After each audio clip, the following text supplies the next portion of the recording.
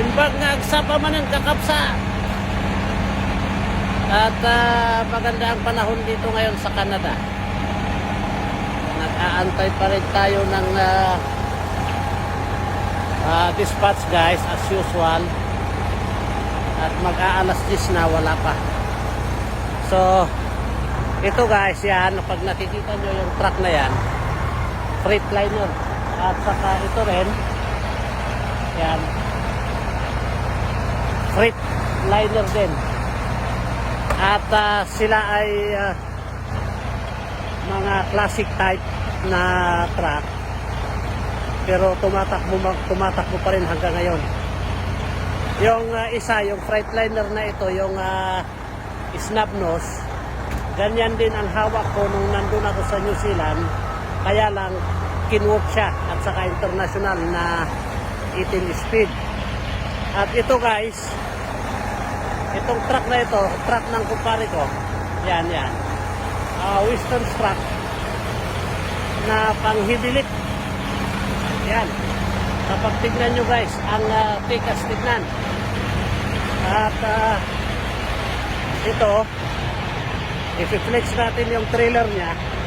Itong trailer niya guys, yan, ito ay rental ng kumpanya namin kasi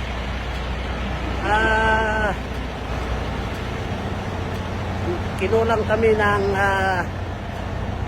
trailer. Pag papansinin natin guys, ito yung regular na trailer. Yan, kapag papansin niyo yung chassis niya ay purong bakal, hindi siya aluminum. So ito ay good lang sa mga pangargang hindi mabigat. Kasi kapag yung mabigat ang ilalagay mo dito guys, lugi ka rin sa transport dahil yung trailer pa lang ay mabigat na. So ang mga kumpanya ngayon dito sa Canada guys, prepare nila yung mga trailer na aluminum yung chassis para magaan, at of course medyo mas mabigat ang makakarga. So yan guys ang update natin. At mukhang wala pa tayong dispatch. Inaayos pa yata yung mga papeles namin papasok na naman ng Canada ay ng US.